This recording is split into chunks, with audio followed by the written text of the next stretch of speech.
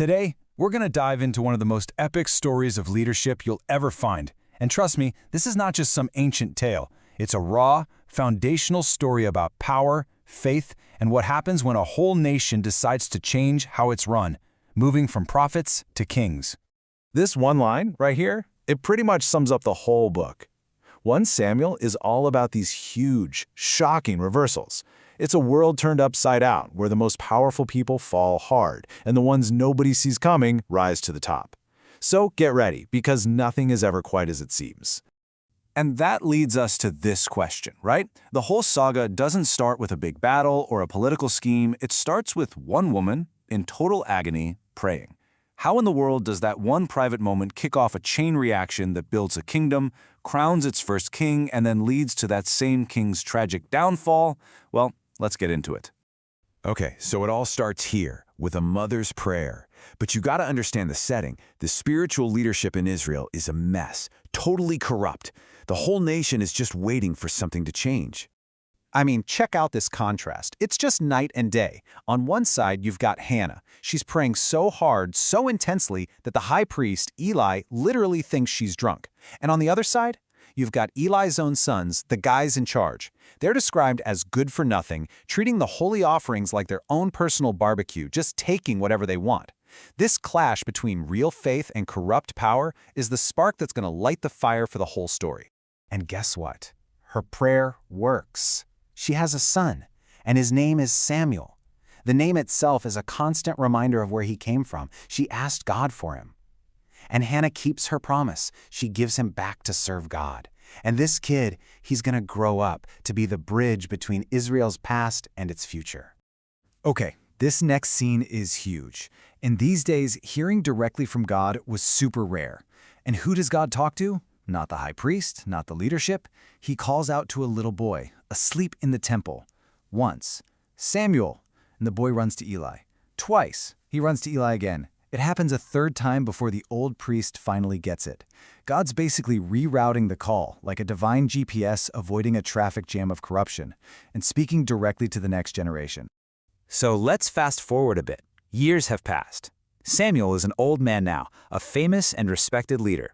But, another leadership crisis is brewing. And this time, the people have a pretty radical idea of how to fix it. And it's kind of like deja vu all over again, right? Just like Eli's sons, Samuel's sons are corrupt, taking bribes. So the elders come to Samuel, but they don't just want a new judge. They want a whole new system. They want a king. But here's the real kicker, their main reason, so that we may be like the other nations. They're tired of being different. They want a king they can see, an army they can count on. They just want to fit in. You can imagine Samuel is just crushed. He takes it completely personally, like they're firing him. But God sets him straight. He says, Samuel, listen, this isn't about you. It's about me. The people aren't just rejecting their prophet. They're rejecting God as their king. They're trading this unique, direct relationship for something, for something normal. So Samuel basically gives them the terms and conditions. He spells out exactly what being like other nations is going to cost them. A king isn't a magical solution, he warns. He's a taker. He's going to draft your sons for his army, take your daughters for his palace, claim your best land, and tax you on everything. But do they listen? Nope. They double down. No, we will have a king over us. All right, the people want a king, so they're going to get a king. Now, you'd think they'd pick some big shot general or a powerful nobleman, right? Wrong. The guy God has in mind is a young man from the smallest, most overlooked tribe who's out looking for his dad's lost donkeys. So, let's meet this guy, Saul. Physically, he looks the part. The text says he's incredibly handsome and literally a head taller than everyone else. He was born to be on a poster. But his resume? Not so much. He's from the tiniest tribe, from a family nobody's ever heard of. It's that same theme again, right? The ultimate underdog, the person you'd never expect. And his promotion is like insanely fast. One minute he's worried about donkeys, the next he's having a private meeting with Samuel, the most important man in the nation. Samuel secretly anoints him with oil, telling him he's the chosen one. And then later, it's made public, and the people go wild, shouting, "Long live the king." And just like that, Israel has what it asked for. But you know that old saying, be careful what you wish for?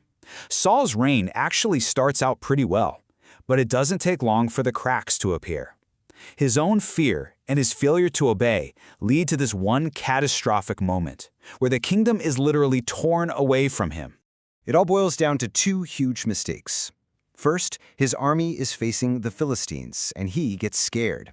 He panics and performs a religious ritual he has no authority to perform. He just couldn't wait. Then later, he's given a very direct, very clear order from God. And he only kinda does it. He decides his way is better, sparing the enemy king and keeping the best animals. And that's it. This is the moment Samuel lowers the boom. The message is crystal clear and absolutely brutal. Because you rejected God's command, God has rejected you as king. Now, he's still going to be on the throne for a while, but for all intents and purposes, his reign is over. He's a king with no kingdom.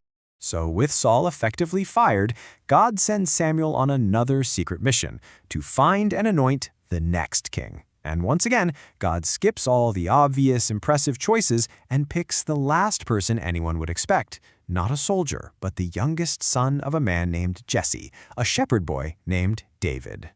And David's story kicks off by facing this guy, Goliath. Let's just process that number. Over 9 feet tall.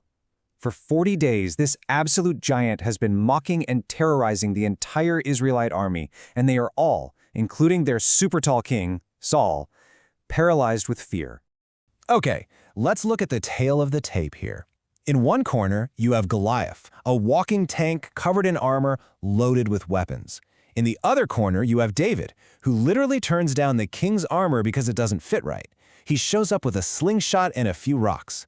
See, this isn't about weapons. It's about the source of your strength. Goliath trusts himself. David trusts in God. So David wins this impossible fight and becomes a national hero overnight. You'd think King Saul would be thrilled, right? His problem is solved. Well, not exactly. David's fame sparks this dark, toxic jealousy in Saul that's going to tear the kingdom apart. And believe it or not, it all comes down to a song. Seriously, look at this. The women are singing as the army returns. Saul, the king, gets credit for killing thousands. Pretty good. But David, he gets the tens of thousands. That little difference, that one-upmanship, is what breaks Saul's mind. From that moment on, David goes from being the kingdom's greatest hero to the king's #1 threat. And what happens next is just this incredibly sad drama inside the royal family. On one hand, you have Saul's own son, Jonathan, who becomes David's best friend, like soulmates, and risks everything to protect him. On the other hand, you have Saul, who is just spiraling, chucking spears at David in the palace. It gets so bad that Jonathan, the prince, has to help David, the hero, escape and become a fugitive. And that all leaves us with this massive question, doesn't it?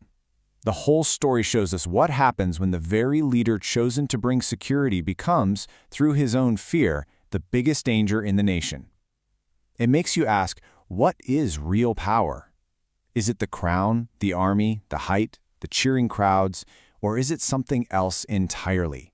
Something quieter, that starts with a desperate prayer, or has the courage to face a giant with just 5 smooth stones?